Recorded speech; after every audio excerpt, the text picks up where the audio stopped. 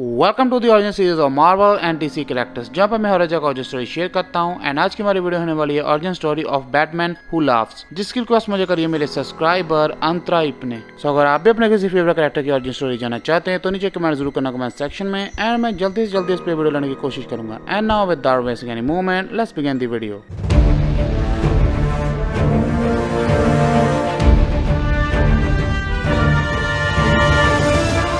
Batman who laughs की first appearance हुई थी the comic dark days the casting issue 1 सितंबर 2017 में। तो इशू की शुरुआत होती है बैटमैन हु लाफ्स से, जो कि टेबल पर अपने कुछ कार्ड के साथ खेलता हुआ किसी से बात कर रहा है। एंड उसे वो कह रहा है कि अगर तुम्हारे पास सबसे ज्यादा स्ट्रॉन्ग कार्ड है तो टेबल पे पड़े बाकी सभी कार्ड फीके हो जाते हैं एंड तुम बाजी जीत जाते हो। तो ये कहानी है अर्थ नेगेटिव 22 की, जो कि डार्क डायमेंशन का एक पार्ट है। एंड ये डार्क डायमेंशन कैसे बना ये आपको कॉमिक में आगे पता चल जाएगा। तो हम देखते हैं जोकर को, जिसने बैटमैन को बुरी तरह से पीट कर बांधा हुआ है, क्योंकि जोकर ने बैटमैन को एक ऐसा ड्रग दिया है जिससे वो फिजिकली बहुत ज्यादा वीक हो चुका है बट मेंटली अभी भी स्ट्रॉन्ग है। एंड जोकर कमिश्नर गॉर्डन का चश्मा दिखाते हुए बैटमैन को बोलता है कि उसने गॉर्डन को बहुत ही गंदी मौत मारा है एक एसिड में फेंक कर। एंड जोकर बताता है कि उसने बैटमैन के बाकी सभी विलन्स जैसे Poison Ivy, Penguin, Bane, Riddler सबको आर्खम असाइलम में जाकर मार डाला है एंड अब सिर्फ मैं और तुम बचे हो। एंड देन बैटमैन को रियलाइज होता है कि वो उसी गली में है जिसमें उसके पेरेंट्स का मर्डर हुआ था। एंड उधर से वो देखता है एक छोटी सी फैमिली को आते हुए,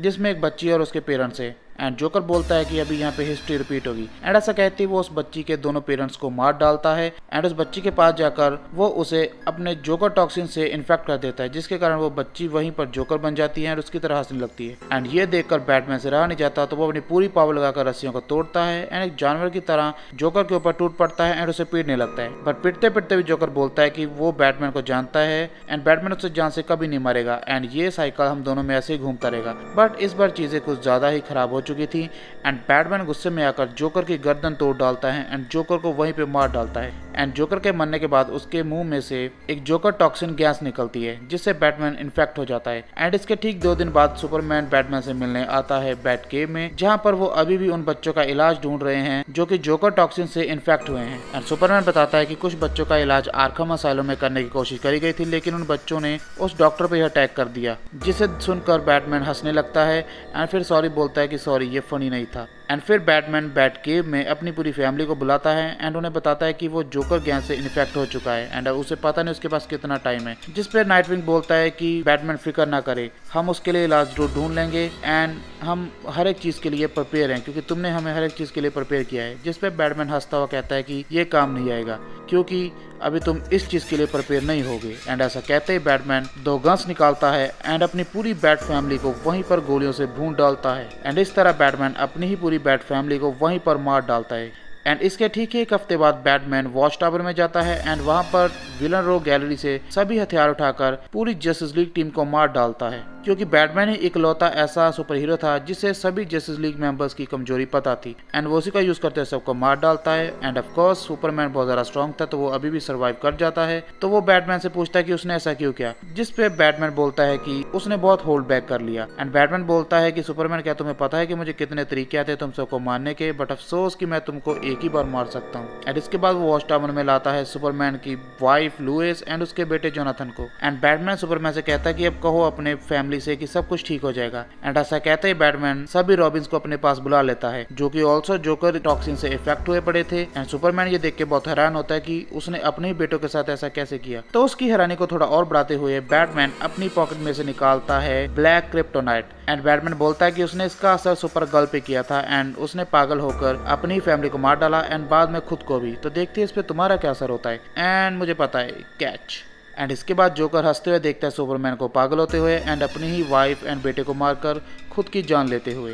एंड इस तरह बैटमैन हु लाफ्स पूरे सुपर हीरो कम्युनिटी को खत्म कर देता है, जिस कारण पूरा प्लेनेट डिस्ट्रॉय हो जाता है एंड उसका अकेले का वहां पर राज होता है। एंड इस तरह ये प्लेनेट डार्क डायमेंशन का पार्ट बन जाता है। एंड इसी तरह बैटमैन हु लाफ्स को विजिट करने आता है बारबाटोस एंड वो बैटमैन को कुछ और ऐसे प्लैनेट्स दिखाता है जहाँ पर जाकर वो उन्हें भी डार्क डायमेंशन में कन्वर्ट कर सकते हैं। तो सबसे पहले बैटमैन जाता है डार्क डायमेंशन में अपने अपने जैसे और डार्क नाइट्स को इकट्ठा करने एंड अपनी एक पूरी आर्मी बनाने के बाद वो दूसरे प्लैनेट्स पे अटैक करने शुरू कर देता है। एंड फिर स्टोरी शिफ्ट होती है वापस वहीं पर जहाँ से ये इशू शुरू हुआ था, यानी कि उस टेबल पर यहाँ पर बैटमैन हू लाव्स किसी से बात कर रहा है एंड वो एक कार्ड को उठाते हुए उस शख्स के पास जाता है जिससे वो बात कर रहा है। एंड हम देखते हैं पट्टियों में बंधे हुए एक बहुत ही जख्मी और बहुत ही वर्स्ट कंडीशन में किसी पर्सन को, जो कि इस इशू में भी रिवील नहीं किया गया कि कौन है। तो बैटमैन उसके पास जाता है एंड बोलता है कि अभी मैं तुम्हें एक नाइटमेयर से भी भयानक चीज बताने वाला हूँ। तो वो उसे बताता है कि उसने अलग अलग डार्क डायमेंशन से अलग अलग सुपर हीरोज के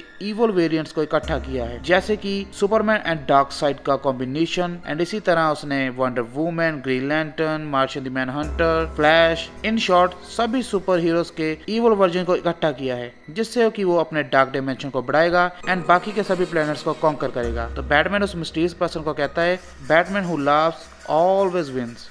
एंड इस कॉमिक बुक इशू में भी ये रिवील नहीं किया गया कि वो पट्टियों में बंधा हुआ इतनी दर्दनाक कंडीशन में इंसान कौन था। वो कोई भी हो सकता है, वो दूसरे यूनिवर्स का बैटमैन हो सकता है या फिर दूसरे यूनिवर्स का जोकर भी, बट अगले इशू में रिवील किया गया था। बट वो मैं नहीं बताऊंगा क्योंकि वो बहुत बड़ा स्पॉइलर हो जाएगा, तो वो उसे अगले इशू के लिए बचा के रखते हैं। एंड आई होप कि आपको जो वीडियो पसंद आई होगी, क्योंकि इसी के साथ हमारी वीडियो थी खत्म। तो आई होप कि आपको जो वीडियो इंटरेस्टिंग लगी होगी, एंड अगर लगी है तो प्लीज लाइक करना एंड सब्सक्राइब करना अगर न्यू हो। और ऐसी और अर्जेंट स्टोरीज जानने के लिए please subscribe to this channel, क्योंकि मैं ऐसी वीडियो जरूर लाता रहता हूँ। And now I will see you in my next one. Till then take care and good bye.